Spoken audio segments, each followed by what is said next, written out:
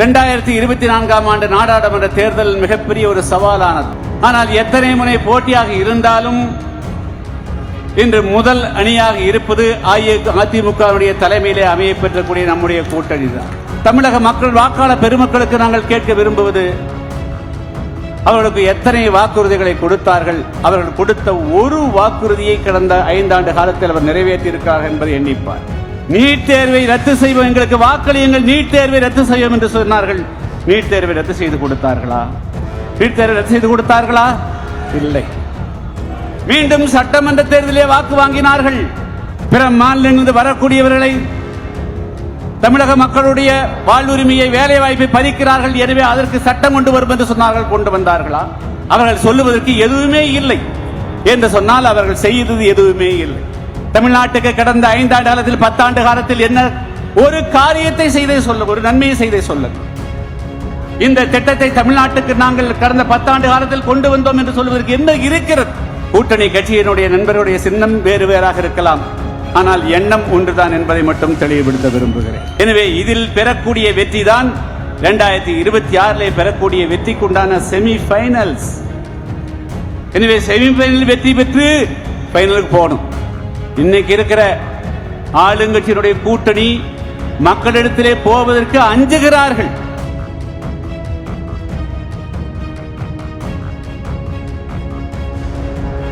இரண்டாயிரத்தி 24ஆம் ஆண்டு நாடாளுமன்ற தேர்தல் மிகப்பெரிய ஒரு சவாலானது.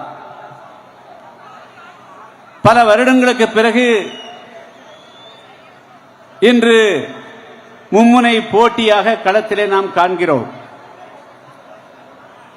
ஆனால் எத்தனை முனை போட்டியாக இருந்தாலும் இன்று முதல் அணியாக இருப்பது அதிமுகவுடைய தலைமையிலே அமைய பெற்றக்கூடிய நம்முடைய கூட்டணி தான். 2019ஆம் ஆண்டு நாடாளுமன்றத்தில் நடைபெற்ற தேர்தலில் இன்று மாநிலத்தில் ஆட்சியில் இருக்கக்கூடியவர்கள் நாடாளுமன்றத்திலே 38 நாடாளுமன்ற உறுப்பினரை வைத்திருக்கக்கூடியவர்கள் எத்தனை வாக்குறுதிகளை எல்லாம் கொடுத்து அந்த வாக்குகளை பெற்று வெற்றி பெற்று சென்றார்கள். இதை பல்வேறு ஊடகங்கள் வாயிலாக லட்சக்கணக்கான கோடிக்கணக்கான மக்கள் பார்த்துக் கொண்டிருப்பீர்கள். இங்க இருக்கக்கூடிய நம்முடைய அதிமுக, புதிய தமிழகம், தேமுதிக உள்ளிட்ட கூட்டணி கட்சியினுடைய நண்பர்களுக்கெல்லாம் நேரடியாக நீங்கள் பார்ப்பீர்கள். ஆனால் தமிழக மக்கள் வாக்காளர் பெருமக்களுக்கு நாங்கள் கேட்க விரும்புவது, அவர்களுக்கு எத்தனை வாக்குறுதிகளை கொடுத்தார்கள்? அவர்கள் கொடுத்த ஒரு வாக்குறுதியை கடந்த 5 ஆண்டு காலத்தில் அவர் நிறைவேற்றியிருக்கிறார்கள் என்பதை எண்ணிப்பார். ஒரே ஒரு வாக்குறுதி, நீட் தேர்வை ரத்து செய்வோம், எங்களுக்கு வாக்களியுங்கள், நீட் தேர்வை ரத்து செய்வோம் என்று சொன்னார்கள். நீட் தேர்வை ரத்து செய்து கொடுத்தார்களா? நீட் தேர்வை ரத்து செய்து கொடுத்தார்களா?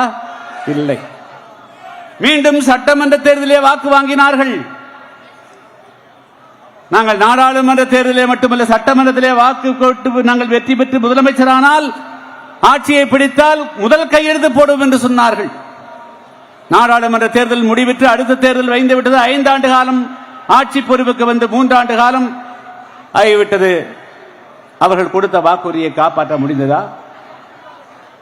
பிற மாநிலங்களிலிருந்து வரக்கூடியவர்களை, தமிழக மக்களுடைய வாழ்வுரிமையை, வேலை வாய்ப்பை பறிக்கிறார்கள், எனவே அதற்கு சட்டம் கொண்டு வரும் என்று சொன்னார்கள். கொண்டு வந்தார்களா?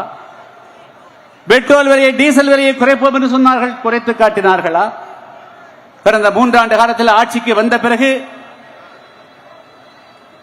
அப்பொழுது கொடுத்த 2019 கொடுத்த வாக்குறுதியை நிறைவேற்றவில்லை, 2021 கொடுத்த வாக்குறுதியை நிறைவேற்றவில்லை. மின்கட்டத்தை உயர்த்தினார்கள், வீட்டு வரியை உயர்த்தினார்கள், சொத்து வரியை உயர்த்தினார்கள், எல்லாவற்றையும் உயர்த்திவிட்டார்கள். தமிழக மக்களுடைய வாழ்வாதாரம் மட்டும் முன்னேறவில்லை என்று அவர்கள் வாக்கு கேட்பதற்கு எந்த முகத்தை வைத்துக் கொண்டு உள்ளே செல்வார்? இங்க இருக்கக்கூடிய நம்முடைய அதிமுகவுடைய, புதிய தமிழகத்தினுடைய, தேமுதிக தொண்டர்களை எல்லாம் பார்த்து கேட்கிறேன். அவர்கள் 7 கட்சியாக, 8 கட்சியாக, 9 கட்சியாக இருந்துவிட்டு போகட்டும். அதிமுக தொண்டர்களும், புதிய தமிழகம் கட்சியினரும், தேமுக தொண்டர்களும் ஒன்றாக இணைந்து வேட்டியை மடித்து கட்டுங்கள்.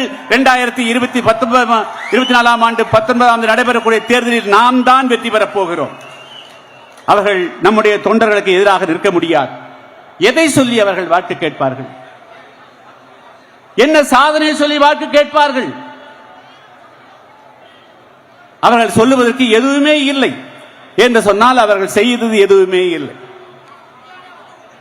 அதே போலதான் மத்தியிலே ஆட்சி இருக்கக்கூடியவர்கள் கூட்டணியை அமைத்திருக்கிறார்கள்.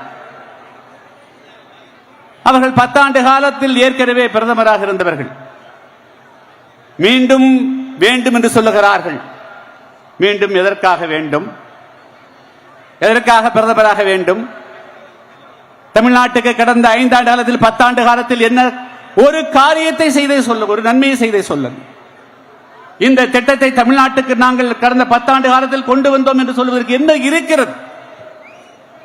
எனவே நாம் நம்பிக்கையோடு இந்த தேர்தலை சந்தித்தால் 40 நாம் உறுதியாக வெற்றி பெறுகிறோம் என்பதை இந்த நேரத்தில் சொல்லிக்கொள்ள விரும்புகிறேன்.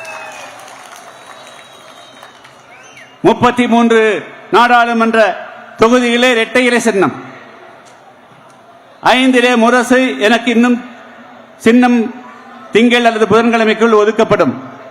நான் உங்களை எல்லாம் கேட்டுக்கொள்வது, கூட்டணி கட்சியினுடைய நண்பர்களுடைய சின்னம் வேறு வேறாக இருக்கலாம், ஆனால் எண்ணம் ஒன்றுதான் என்பதை மட்டும் தெளிவுபடுத்த விரும்புகிறேன். எல்லோருடைய எண்ணமும் இந்த தேர்தலில் அஇஅதிமுக, தேமுதிக, புதிய தமிழகம், SDP கூட்டணி கட்சியினுடைய வேட்பாளர்களை வெற்றியடைய வைக்க வேண்டும் என்பது ஒன்றேதான். மேலும் நம்முடைய தொண்டர்களுக்கெல்லாம், நம்முடைய நிர்வாகிகளுக்கெல்லாம் வைக்கக்கூடிய வேண்டுகோள், இது வெறும் நாடாளுமன்ற தேர்தலாக மட்டும் நீங்கள் பார்க்காது. கண்மூடி கண் திறப்பதற்குள் சட்டமன்ற தேர்தல் வந்துவிடும். எடப்பாடியார் அவர்களை முதலமைச்சராக்க வேண்டும். எனவே இப்பொழுது என்ன பணியாற்றுகிறோமோ அந்த வேலை அடுத்த நாள் ஏப்ரல் 20ஆம் தேதி மீண்டும் சட்டமன்ற தேர்தலுக்கு உண்டான பணியை துவக்க வேண்டியவர்களாக இருக்கிறோம். எனவே இந்த பணியும் அந்த பணியும் பிரித்து பார்க்க முடியாது, பார்க்கவும் கூடாது. எனவே இதில் பெறக்கூடிய வெற்றி தான் 2026 பெறக்கூடிய வெற்றிக்கு உண்டான செமிஃபைனல்ஸ்.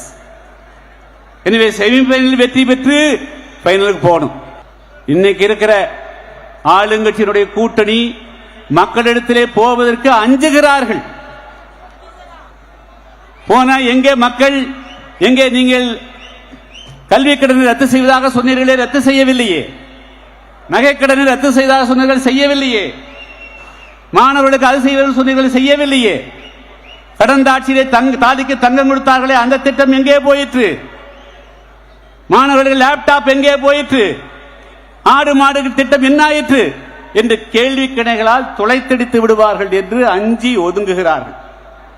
அவர்கள் இருக்கக்கூடிய ஒரே ஆயுதம் 500, 1000, அதையும் நாம் முறியடித்து விட்டால் ஒவ்வொரு தொகுதிகளிலும் பல லட்சக்கணக்கான வாக்குகள் வித்தியாசத்தில் நாம் வெற்றி பெறுவோம் என்பதைத்தான் இந்த நேரத்தில் நான் சொல்லிக்கொள்ள விரும்புகிறேன்.